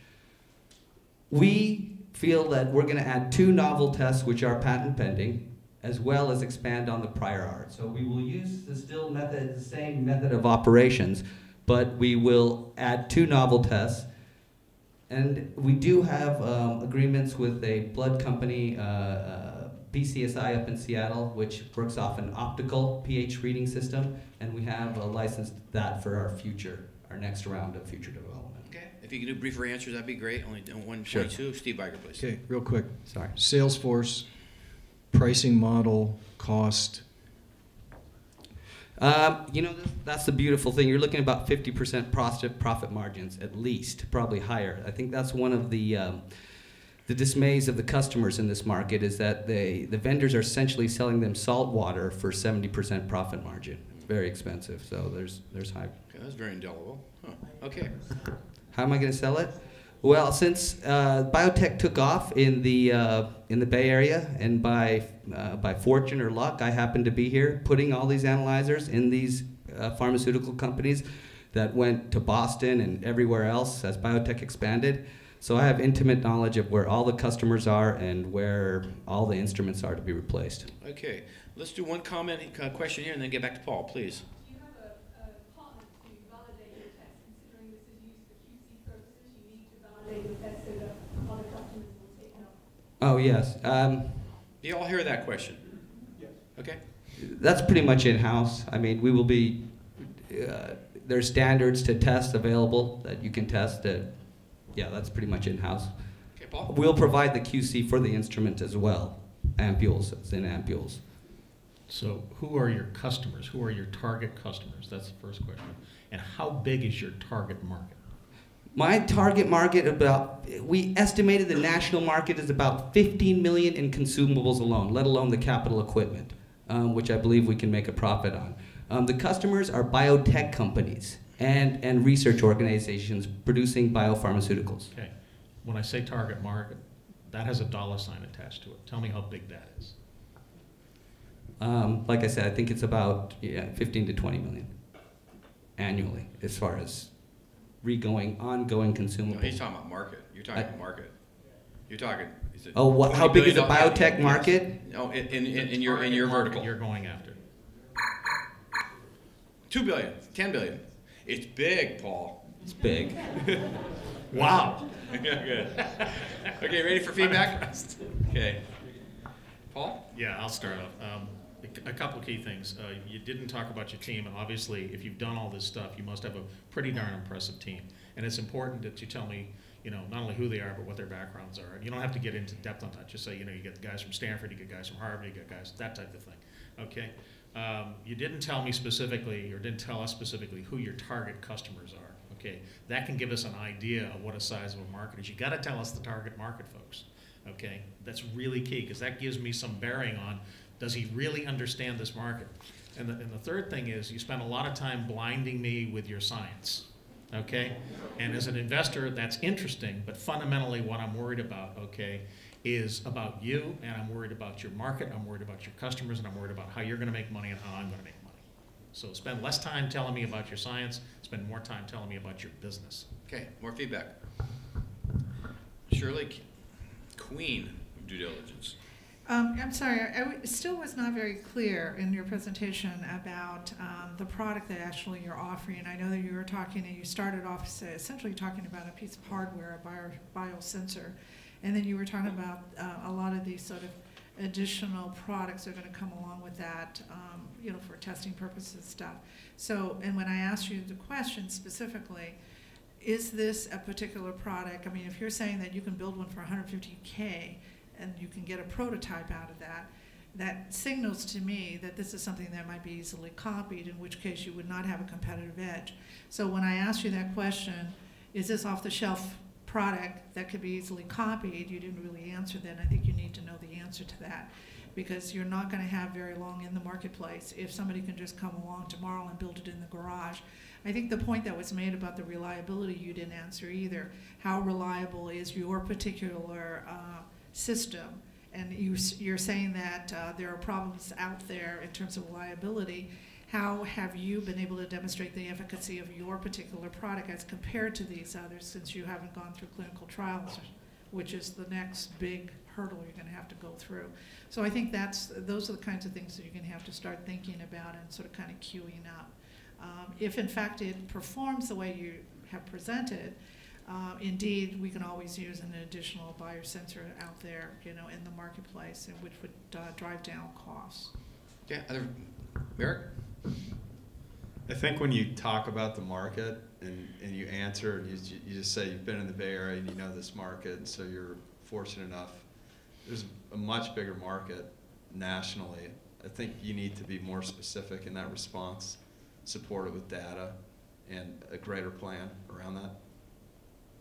Yeah, you really had me regarding your background, but then all of a sudden it started getting fuzzy because you didn't tell me your role, or you know what you were doing in your past, you know, whether you were the Amgen or whomever. You didn't take it one step further and get me. Okay, Steve? Yeah, I think you've found a niche.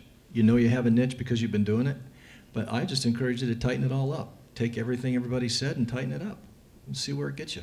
Okay, yeah, good. So any other last feedback? Okay, please. I'd like to have an idea of what your technology is based on, because you talk about 1970s chemistry. 1970s chemistry worked pretty well. Clearly it has for a long time. There's been no disruption in this area. But it would be nice for me to hear, is it based on nanotubes? Is it based on nanotechnology? Is it based on semiconductor technology? How do you envision driving down your costs to make your profit margins large?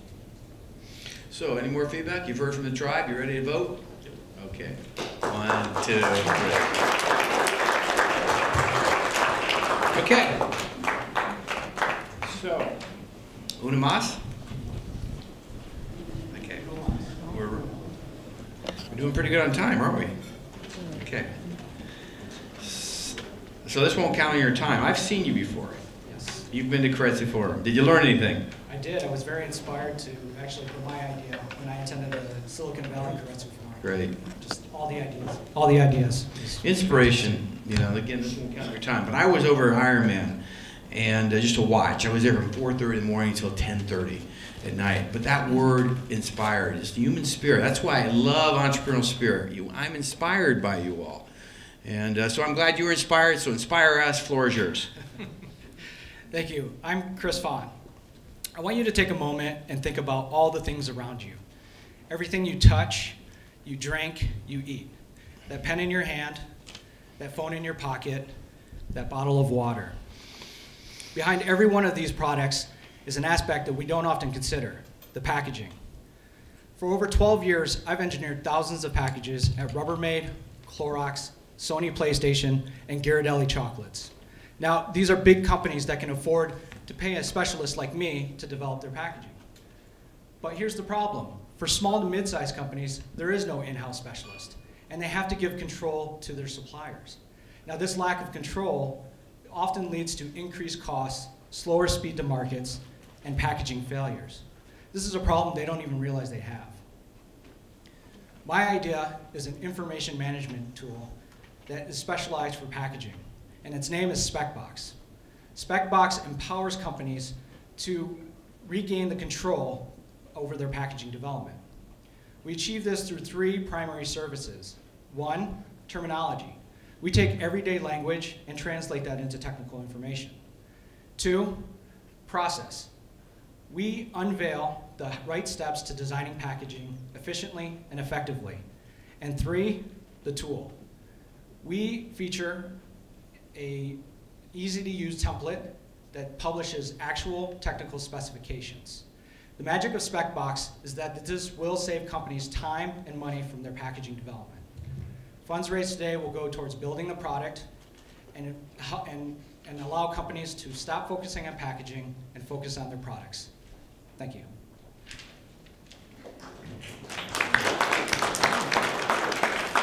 All right, very good. Okay, questions? Okay, who has first question? Okay, Wayne? How are you going to monetize it? How will you make money with SpecBox? So our primary revenue model is going to be an annual user license from the companies that need to use our services, but there's opportunity for a lot of additional models for revenue. Once we get their information in the system, we can offer consultancy services on how to reduce costs from a packaging standpoint, but then we also will be able to help them bid out these components to additional suppliers, and we could probably charge the suppliers, a cut to bid on these packages. Hey, Dan? Is this going to be a SaaS model? Yes, software as a service. Okay, so it seems to me this is a logical plug-in to all these supply chain management systems that are out there. Is this a standalone, or are you thinking of a plug-in, or what are you thinking in that area? For now, we would be a standalone, but maybe our exit strategy is to plug in and be part of one of these companies. Okay, next question, Paul? Yeah, who's your target customer? Our target customers are small manufacturers, small to mid-sized manufacturers that have to design packaging for their products. Okay. Right now, the Institute of Packaging Professionals, which is the kind of industry organization, has over 4,000 individual members and over 1,500 companies. This is a great place to start. So is it your intention to put those people out of business? No, because they're the interface. Typically, packaging is an additional responsibility of these people, right? They develop the product, and then, oh, by the way, we need packaging. Okay. So how are you going to get past the reluctance of people who are not packaging experts to all of a sudden get involved in designing their own packaging? I mean, the reason I ask that is I've had several manufacturing companies over the years, and I figured out I don't know the first damn thing about packaging, even when I thought I did. Right, so this is a tool to help them understand in everyday terms, everyday language, and say, what do I need? Do I need a box? Oh no, what I need is a box that can support double stacking or whatever it is, right? So this is a tool that will aid them to become the packaging expert without actually being a packaging expert. What have you done to protect your IP at this point? We have proprietary information, just my industry knowledge, and right now all I have is an idea. Yeah, one of your differentiators I didn't hear is your background. I mean, are you selling into that enterprise, or are you going to sell to, like, let's talk about Colgate, that you were, not Colgate, but Clorox. Clorox, excuse me. And so you have relationships. Access is very powerful. So angel investors, we want you to have access and obviously sell into that enterprise. Are you doing that? Are you going to? So for our target market right now is small to mid-sized companies. These very large organizations already have the expertise, the in-house experts, as well as the systems to deal with that. So our market is the much larger, smaller to mid-sized manufacturers. Okay, so you learn from them, but you're going to sell underneath them. Okay, Shirley. Do you know what your do you have in mind what your revenue goal will be in order to make yourself attractive to an acquirer? I mean, it sounds like somebody like your Cloroxes might be interested in just sort of kind of just taking your product and plugging it into their existing and provide service to their vendors. Part of the reason I did this today was to reach out and ask for resources from you to help me figure that out, basically. So no, I have not. Well, like I mentioned earlier, there's the Institute of Packaging Professionals. This is a logical place to start. These people know already. These are companies that have people that know that they need to do packaging, and they've already enlisted the help of an industry organization. So this is a logical place to start and get a foothold into the industry. Last question.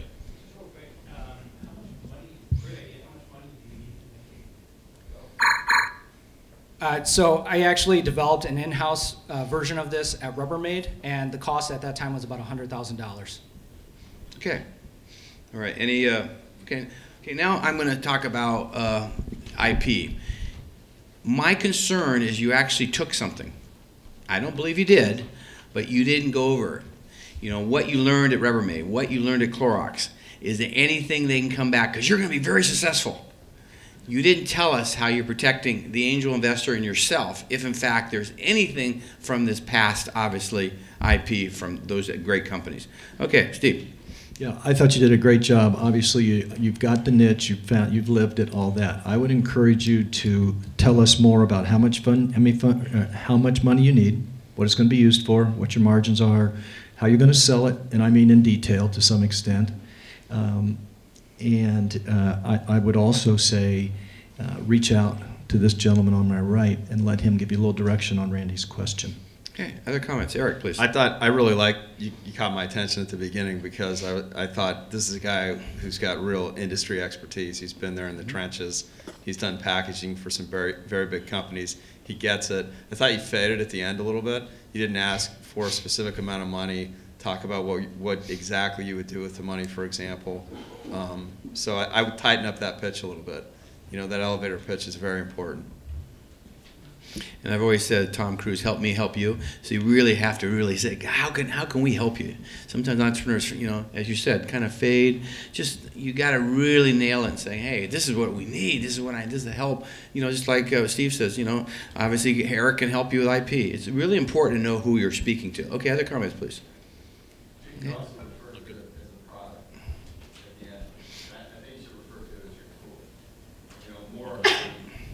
Okay, sure.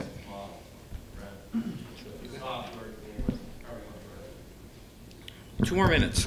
I think there's a real problem here with these small and mid-sized that you've identified, and I think the fact that you've come up with a solution to sort of kind of solve their packaging problem and giving them it's sort of kind of build your own kind of thing, which is really attractive. If you can do it in a way that's cost effective, I think that's going to be the challenge, is whether or not you can offer something that is going to actually be competitive with the larger organizations that are offering the same kind of product. So I'm going to come at this a couple different ways. First and foremost, I think what you're doing has merit. I think it really does. Because again, I've been through the packaging thing a bunch of times. The fact that it's a SaaS model makes it very cash efficient. That's very good. But I think one of the things you really need to focus on the back end of SaaS, there's always called this thing consulting. And believe me, you can make $10 in consulting where you make $1 in SaaS. So don't give that up. And in fact, explore that deeply. The other thing is you ought to think about another way to come at this is a licensing model. There's a lot of people out there that do packaging today.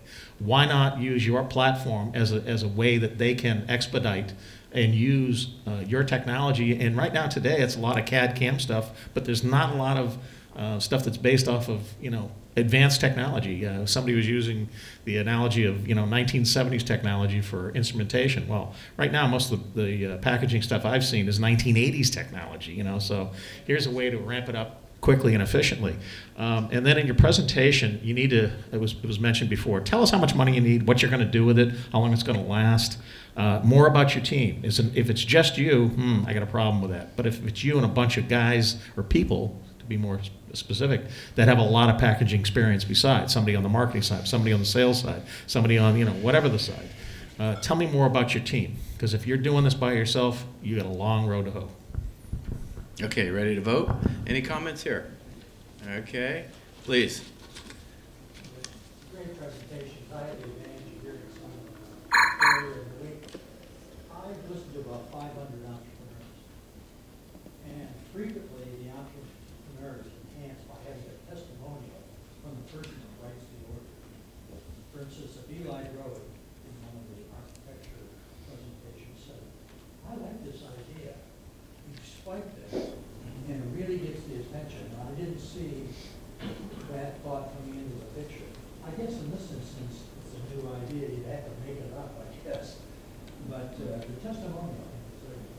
Thank you. Okay, ready to go? Okay, let's clap first. Good job.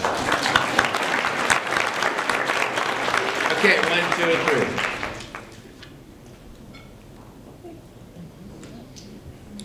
3. Okay, Berna, is that still the?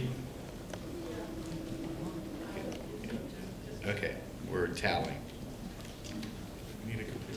In the meanwhile, perhaps we could do the audience vote. Okay.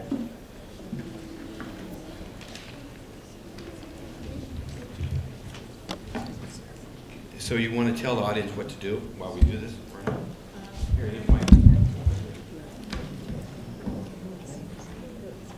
Okay, guys, get your phones out. So what you want to do up here for code, that's where the address where you're going to be texting, and then these are the 7 percenters. What's your name? And then, if you, for example, if you want to go to the lawn appointment, you're going to your message will be 645-150 when you press send.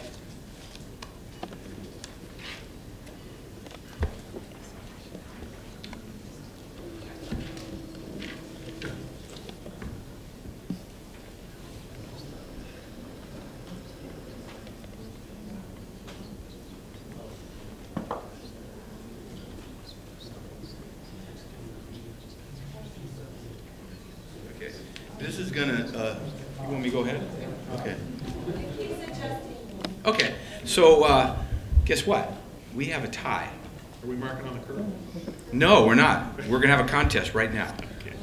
We're gonna get the two companies up. They're not gonna know, here's the decorum of this.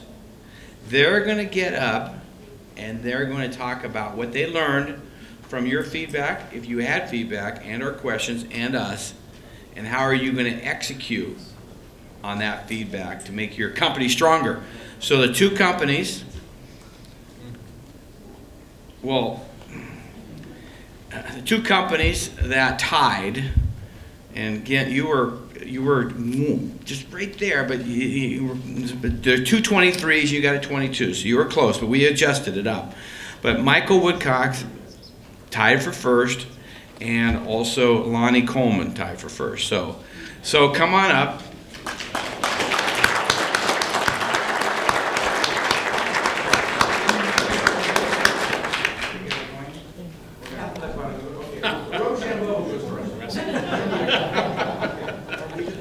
We're going to score. Okay. It's your coin. You call it heads or tails. Okay. Heads goes. You choose. Heads goes what? First or second? Go second. Okay. Which goal will you defend? Now, the quarter. He gets the quarter. Okay. So that's yours. All right. So you're first. Right? Okay. So you're second. All right, now, I'm going to have you actually leave the room. Okay? So you can't hear it. There's a reason, because he's going to be learning. Okay, here's the decorum. The decorum is what you learn from us, and what are you going to do to execute to make your company a more successful company. From the comments here, heard here, and heard here. You ready? You got 2 minutes, and we're, okay.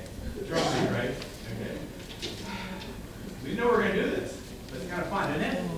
Dean, you approve of this? Dean, you approve of this? Okay. How much money do we have to give to the winners? I need to talk to Win and Charlene. 2,500. 2,500. Wow. From your good. Thank you so much. That handles the Wi-Fi section. Yes. Before you start, thank you so much. Tell us a little bit about your company. I'll give you time, Michael. My name is Wayne Hill, and my colleague Sharma Kenny. We're really pleased to sponsor all the gift prizes for the event tonight. And I echo what Eric said. Keep coming up with ideas. Our company is kind of the anti-entrepreneur. We're 156 years old, but we love supporting businesses. We love the ideas, and I can envision this event in 5 or 10 years being in a much bigger venue and having 16 finalists instead of 8. And I think it's just terrific, the ideas you guys came up with. And let's have a round of applause for our judges, too.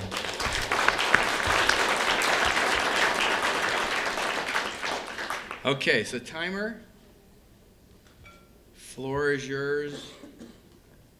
Thank Thank you. Go. So one of the most important lessons I learned was to really understand who the customer is and be very focused on what that customer's needs are and articulate why the customer is going to want to do anything with my product. Understanding the financial model, how I'm going to make money, how much it costs to manufacture, how competitive it is, who my competitors are, is another essential characteristic that needs to be part of the presentation, and it needs to be very clear what my competitive advantage is over all the competition.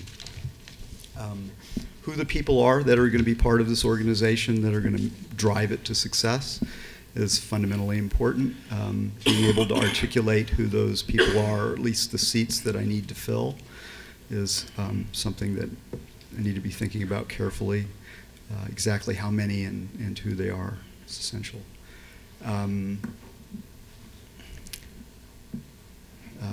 The key for me really is understanding what to do with the software component of it versus the actual manufactured item.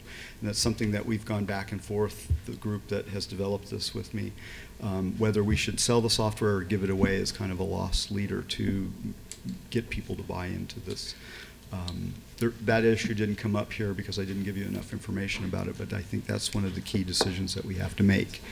In fact, I think the whole thing will pivot on that decision, because at the end of the day, what we really want to do is we want to improve the way the manufacturing process works for the building industry so that it becomes much more efficient and much more energy effective. Okay, thank you. Okay. All right, you ready to vote again? You all know the decorum that we just established, and did they listen, and what are they going to do about their listening skills to execute on their business model going forward? Let's vote.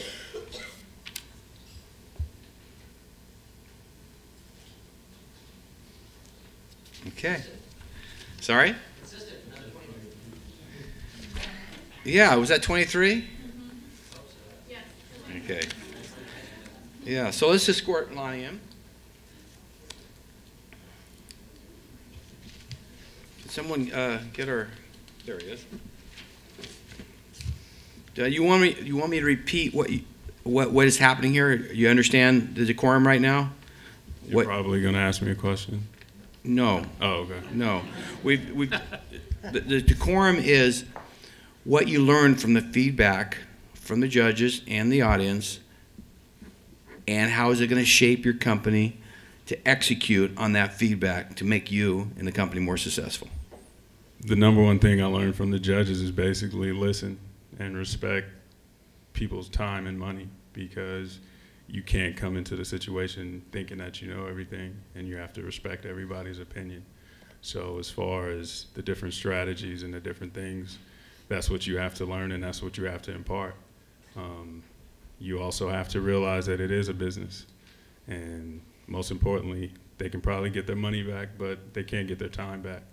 So you just have to respect that and understand that this is not charity. It's about making money. So from the audience, it's basically try to explain your process and what you're doing. I have a mild problem with that sometimes, because you try to keep everything protected from what your lawyers are telling you. You're kind of paranoid to give away the secret sauce, but understand that you guys are the users, the end users of this product, and what I'm imparting to do is basically disrupt the whole market and change the way that people are doing things. And to do that takes bravery, and you just got to go for it. Okay, you're done? Mm-hmm. Okay, excellent. Okay, ready to vote? Okay, let me get one. Okay, go.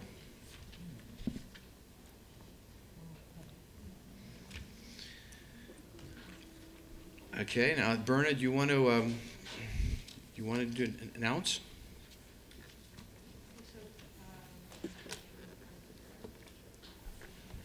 Yeah, where's the check, by the way, Wayne? You got it in your pocket? Good. We want to see the.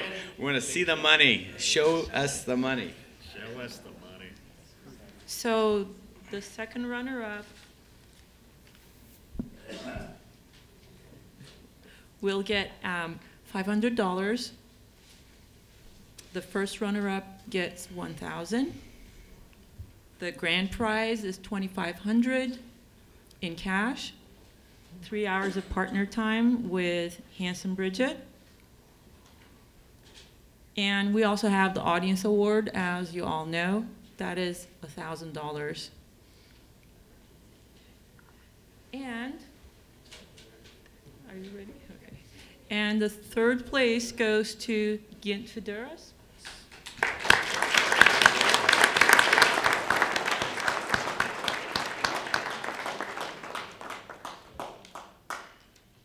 The second place goes to Lonnie Coleman.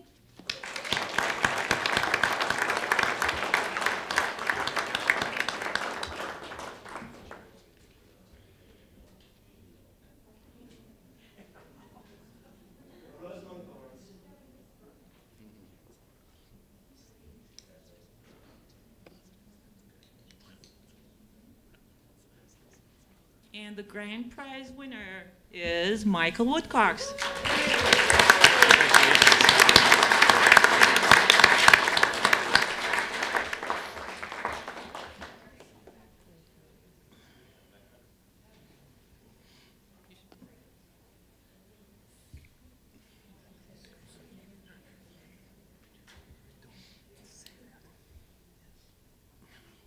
Let's hit the wine, Randy.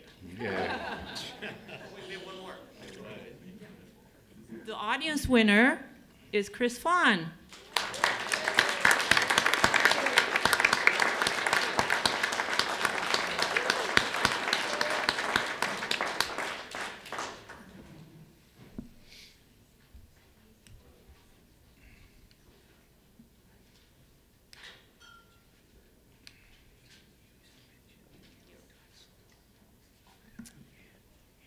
Any last words?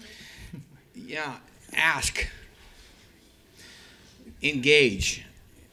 You need to speak a different language the next couple of years as you graduate. And my daughter just finished UCLA a couple of weeks ago. My son just finished Cal 2 years ago. And they're in the marketplace. And my son, fortunately, is engaged the last couple of years in a startup. But, you know, get out there, intern, engage, you know, ask questions. And, you know, we get more value of being here than you do. We love you. We want to learn from you, but engage with us, you know. Intern with our portfolio companies. Intern with Kretz Forum, but get involved. And I love our partnerships with St. Mary's, and I think Berna, you've sent hundreds of people from your students to Kretz Forum over the years, and we love it. And please keep engaging with us. And thank you so much, our judges, for your valuable time tonight. And anything else? Yes. Our Dean Zonley wants to say a few words. Very brief. I want to thank the audience coming today to support the presenters and contestants. And I want to thank Randy for Keiretsu for your big support over the years, and all the judges on the panel. And really want to thank Wayne Hill and Charlene and for the check, for the cash, and Northwestern Mutual. We couldn't do this without you. I want to thank you. That's a big support to our program, to our school, and I'll give it to Berna. Thanks.